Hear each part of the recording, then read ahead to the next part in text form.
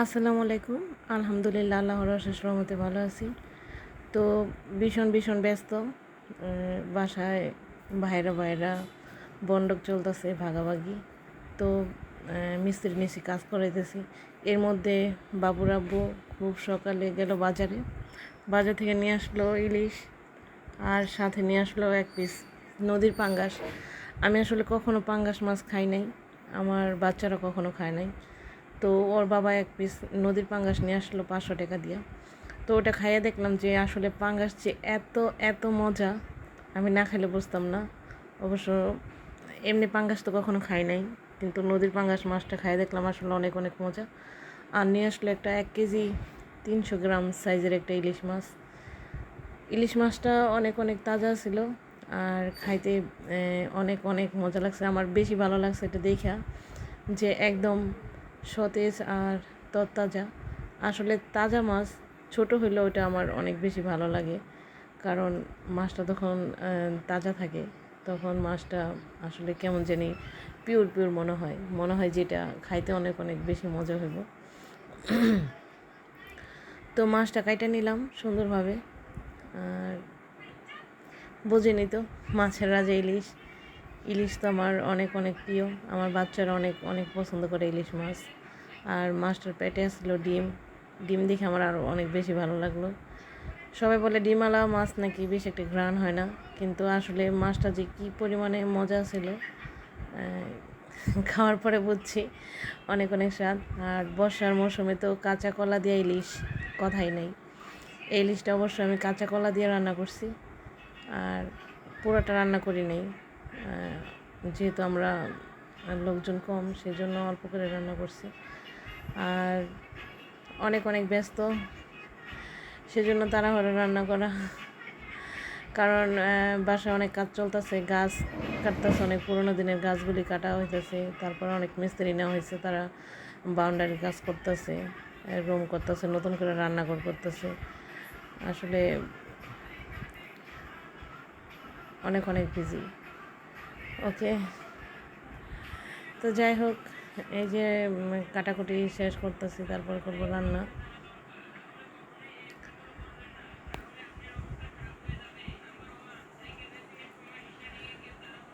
আসলে আমার মাছ কাটতে অনেক ভালো লাগে। অন্য কেউ মাছ কাটলে সেটা জানি কেমন কেমন লাগে, মানে অন্যের মাছ কাটা খাইতে ভালো লাগে না, নিজেরটা নিজে করে খাইতে বেশি ভালো লাগে। তো নিজের কাজ আসলে নিজে করাটাই ভালো, কিন্তু যারা অন্যের হাতে করায় তারা না পাইরে করায়। কারণ সব সময় দেখা যায় একা কাজ করতে করতে মানুষ অনেক বেশি ক্লান্ত হয়ে যায় বা হাঁপায়ে ওঠে, সেজন্য অন্য কারো সাহায্য বা সহযোগিতা নেয়। কিন্তু নিজের কাজ আসলে নিজে করলেই বেশি ভালো, কারণ নিজে করলে কাজটা একদম মনের মতো হয়। এই যে কাঁচা কলা দিয়া মাইখা রান্না করবো ইলিশ মাছ, অল্প করে নিয়েছি, যেহেতু গরুর মাংস রান্না করছি, তারপর আবার চাল কুমড়ো দিয়ে ডাল, আবার মাছ ভাজা, ইলিশ মাছ, সেই জন্য অল্প করে নিয়েছি, বেশি নিইনি, অল্প করে রান্না করতেছি। আর দিয়ে দিলাম কাঁচামরিচ, পেঁয়াজ। রান্নার জিনিসটা এরকম, আসলে আমার কাছে মনে হয় আমি রান্না করতে করতে এরকম হয়ে গেছে যে প্রত্যেকটা রান্নাই খুব সহজ মনে হয়। আর নিজের রান্না নিজের খাইতে গিয়ে অনেক বেশি বেশি ভালো লাগে। অন্যরাও প্রশংসা করে, কিন্তু নিজের কাছে অনেক বেশি ভালো লাগে। তো এই যে কাঁচকলা দিয়ে, ইলিশ মাছ দিয়ে সব কিছু দিয়ে মাখায় মাছটা তুলে নিলাম। আর এখন কলাটা ভালোভাবে মাখায় নেব। কাঁচামরিচগুলি, পেঁয়াজগুলি একটু ডইলা ভালোভাবে মাখিয়ে নিতেছি। আসলে বর্ষার মৌসুমে কাঁচা কলা দিয়ে ইলিশ, এটা একদম কেমন যেন একটা অতুলনীয় একটা স্বাদ। এটা না খেলে কেমন জানি বর্ষা বর্ষাই মনে হয় না। এই যে দিয়ে দিলাম পানি, পরিমাপ মতো পানি দিয়ে, তারপরে চুলায় বসায় ঢেকে দিব। পানি দিয়ে দিলাম। আসলে কয়দিন ধরে এত প্রচণ্ড রোদ্রে বাইরে কাজ করতেছি, বা নিজেরও যাইতে হইতেছে, দেখা দিতে হইতেছে। তো একদম রোদে পুরো জান শেষ, যেহেতু সব গাছ কেটে লেছে। উঠানো প্রচণ্ড রোদ, আগে তো গাছ আছিল, গাছের ছায়া ছিল। এই যে বসা দিলাম, আর মাইখা রাখছি মাছ, এই যে ভাজা শেষ, ভাজা রাখছি।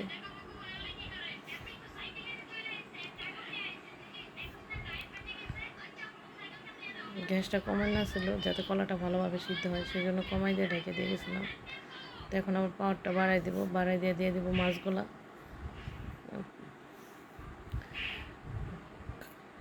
এই দিয়ে দিলাম মাছ দিয়ে এখন আবার ঢেকে দেবো 20 মিনিট বা আধা ঘন্টার জন্য।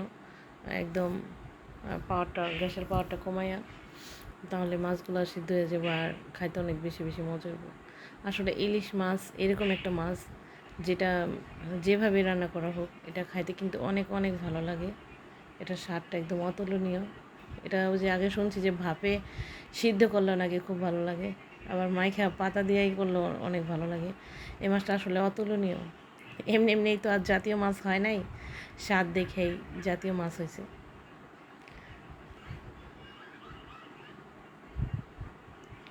আমরা বাঙালিরা আসলে অনেক ভাগ্যবান, আমরা পাইছি ইলিশ মাছ। পাইছি একদম 6 ঋতুর দেশ।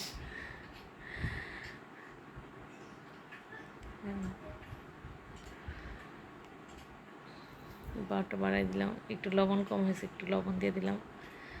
আর আমি আসলে সবসময় লবণ একবারেই দিয়ে দিই, লবণ দেখে আর লবণ দিই না। আজকে এই প্রথম যে লবণ একটু কম হয়েছিল, সেই জন্য আবার একটু দিয়ে দিলাম।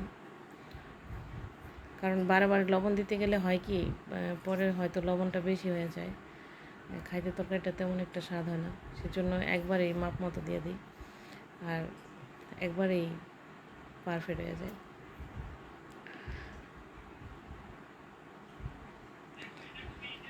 এখন একটু ঢাকা দিব, আর কতক্ষণ পরে আধা ঘন্টা পরে আবার ওরকম করবো। এই শেষ রান্না, আধা ঘন্টা পরে ঘুরে আসা করছি। অনেকে মনে করবে এই ঢাকলো এই উদম করলো, আসলে এটা না, অনেকক্ষণ পরে করছি। এই ওর বাবারে খাইতে দিয়েছে ইলিশ মাছ ভাজা দিয়া, আর চিংড়ি মাছ রান্না ছিল চাল কুমড় দিয়ে। বিসমিল্লাহ, একদম অতুলনীয় অতুলনীয় স্বাদ। কলা দিয়া ইলিশ মাছটা যে এত মজা হয়েছে, আসলে যারা না খাইছেন তারা বুঝবেন না, অনেক অনেক স্বাদ। অবশ্যই কলা দিয়ে ইলিশ মাছ দিয়ে রান্না করে খাবেন, কাঁচা কলা ইলিশ মাছ। আর এই ডিম আর মাছ ভাজছি, এই ডিম ভাজাটা কিন্তু অনেক অনেক ভালো লাগে খেতে, ইলিশ মাছের ডিম ভাজাটা অনেক অনেক অনেক স্বাদ। আসলে নিজের রান্নার নিজে এত প্রশংসা করাটাও ঠিক না, কিন্তু না করে পারলাম না। আসলে অনেক স্বাদ হয়েছে, আলহামদুলিল্লাহ। খাইয়া একদম তৃপ্তি পাইছি।